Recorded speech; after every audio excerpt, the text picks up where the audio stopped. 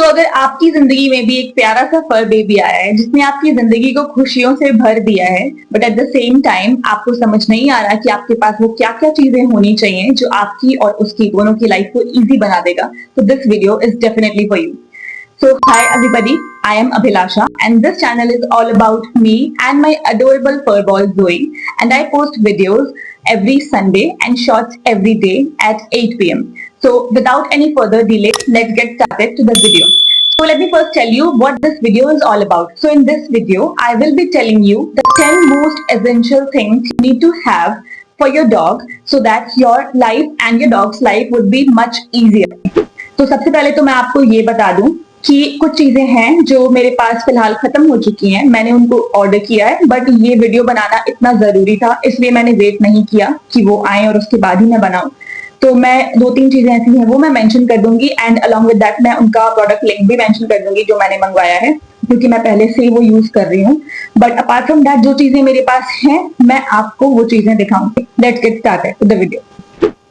तो पहली सबसे जरूरी चीज जो आपके पास होनी चाहिए वो है quality dog food and treats. तो अगर आपका डॉग छोटा है, ऑब्वियसली जब आप उसको लेकर आए होंगे पपी स्टेज में, तो वो 1 से 1.5 महीने का होगा या 2 महीने का होगा या वट एवर.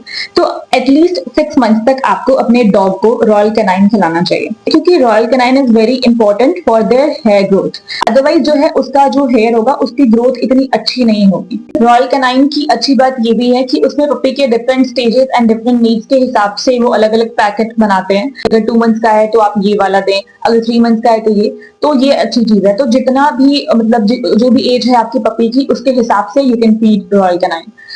जैसे ही वो बड़ा हो जाए तो मैं फिलहाल उसको ये देती हूँ. ये हिमालय का हेल्थी पेट फूड है, तो इसे आप दे सकते हैं, शुरुआत में भी दे सकते हैं, ऐसी कोई दिक्कत नहीं है इसमें. बट सबसे बेस्ट होता है रॉयल कैनाइन. तो फिलहाल मैं उसको ये देती हूँ और साथ में आप उसको ट्रीट्स भी दीजिए, क्योंकि ट्रेनिंग के टाइम पे ट्रीट्स बहुत हेल्पफुल होती हैं. आप पेडिग्री वगैरह के भी फूड दे सकते हैं, वो भी काफी अच्छे होते हैं. You should also give them curd and roti. I mean मेरे वेट ने मेरे को बोला था कि डॉग्स के लिए दूध रोटी अच्छी नहीं होती, क्योंकि जनरली हम लोगों को लगता है कि हम दूध रोटी नॉर्मली डॉग्स को दे देते हैं, but it's not good for their health. तो आप लोगों को उनको दही के साथ रोटी आप दो, उससे कोई दिक्कत नहीं है, पर आपको दूध रोटी नहीं देनी चाहिए. दूध अवॉइड करना चाहिए एज मच एज पॉसिबल. तो सबसे इंपॉर्टेंट चीज ये है कि आपके पास healthy dog food and healthy treats होनी चाहिए. तो दूसरी सबसे जरूरी चीज जो है वो है dog comfortable dog collar, harness and leash. तो मैं तो अपने डॉग के लिए डॉग कॉलर प्रेफर नहीं करती हूँ, क्योंकि मैंने बहुत लोगों को देखा है कि वो अपने डॉग्स को ना, मतलब वो जो नेक कॉलर होता है वो अपने डॉग्स को मतलब लगा देते हैं, तो वो कंफर्टेबल नहीं होते हैं डॉग्स के लिए. तो I prefer harness and leash much more than dog collar. जब भी आप उसको वॉक पे लेकर जाओ तो उसको आप हार्नेस एंड लीश का यूज करो. घर पे कोशिश करो कि आप उसको बांध कर ना रखो, that is better for them. तो मेरे पास फिलहाल ये है. इसको आप उसके दोनों पैर में आप एंटर कर सकते हैं एंड देन ये ऊपर से आप इसको फोल्ड कर सकते हैं और फिर ये पुल करने के लिए लीश है, ठीक है, और ये उसका हार्नेस है. तो इस तरह के जो हार्नेस होते हैं ये काफी कंफर्टेबल होते हैं डॉग्स के लिए, तो इट्स बेस्ट फॉर देम. तो कोशिश कीजिए कि आप डॉग कॉलर्स को अवॉइड करिए एंड आप हार्नेस एंड लीश का इस्तेमाल करिए. सो गाइज इसके बाद के पार्ट में मैंने गलती से अपना माइक थोड़ा ज्यादा दूर रख लिया था और मैंने बाद में रियलाइज किया, तो मैंने वीडियो एडिट करते वक्त ये वॉइस ओवर डाल दिया है. So the third important thing is a good food and water container. आप दो अलग अलग कंटेनर भी रख सकते हो ताकि आपके डॉग के पास हमेशा access to fresh food and water रहे. इसके बाद अपनी चौथी इंपॉर्टेंट चीज की तरफ चलते हैं एंड वो है नेल कटर एंड फाइलर. तो इस तरह का नेल कटर एंड फाइलर बहुत इंपॉर्टेंट होता है हमारे पेट के लिए. हम वो नेल कटर जिससे खुद अपने नेल्स काटते हैं उससे हमारे डॉग्स के नेल नहीं काट सकते. सो इस तरह का नेल कटर बहुत हेल्पफुल होता है. मैं इसका भी लिंक डिस्क्रिप्शन बॉक्स में मेंशन कर दूंगी. एंड प्लीज उनके नेल्स काटते वक्त बहुत ज्यादा केयरफुल रहिएगा, क्योंकि उनके नेल्स में एक रेड कलर का जो पोर्शन होता है जो उनके स्किन के पास से शुरू होता है, तो उसको मत कट करिएगा. आप उनका एंड पार्ट ही काटिएगा जिसमें रेड वाला पोर्शन बिल्कुल भी ना हो, अदरवाइज इट कैन ब्लीड. तो प्लीज बहुत हल्का हल्का ही मतलब उनको कट करिएगा, ज्यादा डीप कट मत करिएगा. So guys, the fifth important thing is a good grooming brush, or we can simply call it a comb. तो इस तरह का एक ब्रश खरीद सकते हैं आप ऑनलाइन। ये ब्रश काफ़ी ईज़िली उनके एक्स्ट्रा हेयर जो कि निकल चुके होते हैं उनकी बॉडी से, उसको रिमूव करने में काफ़ी ज़्यादा हेल्प करता है। और आप इसको बहुत हल्के हाथों से उनके पूरे बॉडी पे आप रब करें, क्योंकि हो सकता है उनके बॉडी पे उनके हेयर्स में टिंगल्स हो, उलझे हुए हों ज़्यादा, तो उनको तकलीफ ना हो, इस वजह से आप हल्के हाथों से उनको इनसे ब्रश करने की कोशिश करें। और ये सारे बाल कलेक्ट करने के बाद बहुत आसानी से इस तरीके से आप इसको पीछे से पुश करेंगे, तो ये सारे कलेक्टेड हेयर जो हैं वो बाहर की तरफ पुश कर देगा और बड़ी आसानी से आप इसको डिस्पोज़ कर सकते हैं। तो इसको यूज़ करना भी काफ़ी आसान है। अगर आपके डॉग के बाल बहुत ज़्यादा उलझे हुए होते हैं, तो आप एक और चीज़ कर सकते हैं, आप किसी भी व्हाइट टूथ कोम्ब से पहले उसको एक बार कोम्ब कर लें एंड देन उसके बाद ये वाला ब्रश यूज़ करें। इससे और कम आपको मतलब दिक्कत आएगी उसको कोम्ब करते वक़्त, वो बाल ज़्यादा टूटेंगे नहीं और जो बाल ऑलरेडी टूटे हुए हैं, बस वही इस कोम्ब में आएँगे और उसको तकलीफ भी नहीं होगी। Now, the sixth important thing that we have in line is a good dog shampoo. तो यहाँ पर मैंने हिमालय का डॉग शैम्पू यूज़ किया है। एक्चुअली मैं काफ़ी टाइम से मतलब स्टार्टिंग से ही मैं अपने डॉग के लिए हिमालय का शैम्पू ये वाला यूज़ कर रही हूँ। मैं इसका भी डिस्क्रिप्शन बॉक्स में लिंक मेंशन कर दूँगी।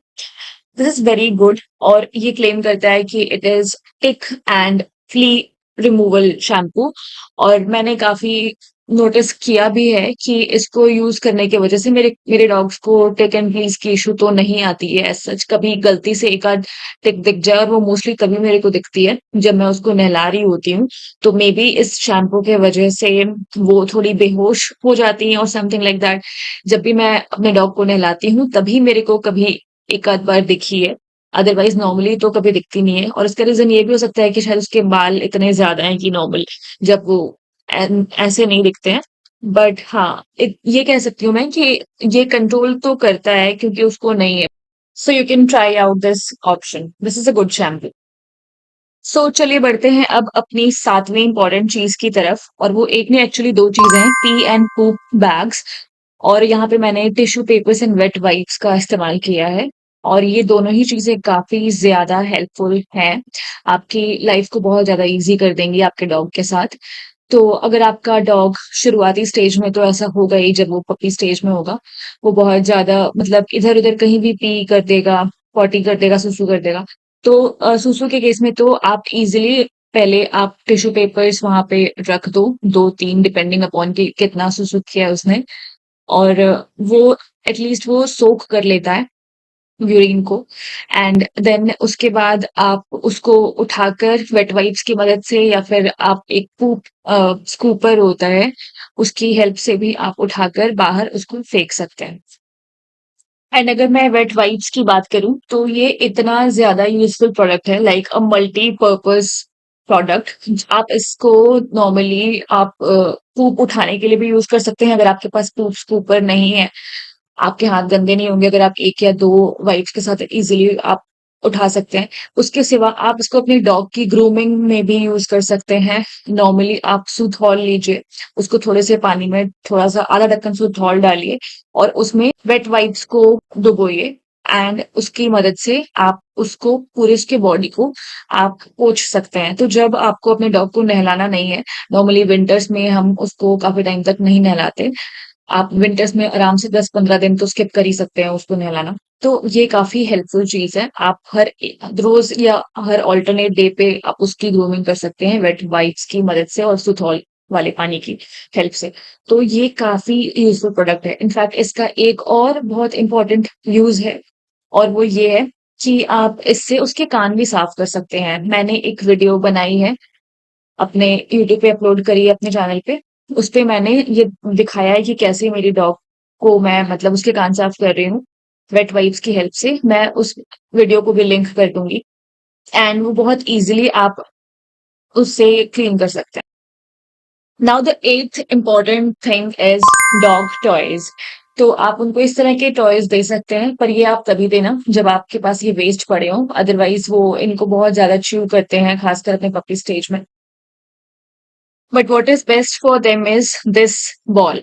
तो ये वाली बॉल मेरी डॉग को बहुत ज़्यादा पसंद है और काफ़ी अच्छी भी है क्योंकि वो इसके साथ बहुत ज़्यादा खेलती है और इसको वो तोड़ नहीं पाती, इसको बर्बाद नहीं कर पाती है। तो मतलब इतने ईज़िली नहीं, ऐसा नहीं कि कभी बर्बाद नहीं करेगी, करेगी बट थोड़ा टाइम लगेगा।